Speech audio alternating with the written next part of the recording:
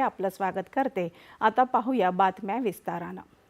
भारत आणि युरोपीय संघादरम्यानच्या सहकार्यासाठी आजचा दिवस अतिशय महत्त्वाचा असून नवी दिल्लीत आयोजित होणाऱ्या 16व्या भारत युरोपीय शिखर परिषदेकडे संपूर्ण जगाचं लक्ष लागलं आहे। या परिषदेत विविध क्षेत्रांशी संबंधित महत्त्वाचे निर्णय अपेक्षित आहेत। पंतप्रधान नरेंद्र मोदी युरोपीय परिषद आणि युरोपीय आयोगाच्या प्रमुखांसोबत होणाऱ्या बैठकीत सहभागी होणार आहेत। युरोपीय आयोगाच्या अध्यक्षा उर्सुला वॉन डर लेयन आणि युरोपीय महासंघाचे अध्यक्ष अँटोनियो कोस्टा यांच्यासोबत पंतप्रधान शिष्टमंडळ स्तरीय चर्चा करतील। या शिखर परिषदेच्या निमित्तानं दोन्ही पक्षांमध्ये उत्साह निर्माण झाला आहे। या परिषदेच्या बरोबरीनं भारत युरोपीय संघ व्यापार मंचाच्या बैठकीचं देखील आयोजन होण्याची शक्यता आहे।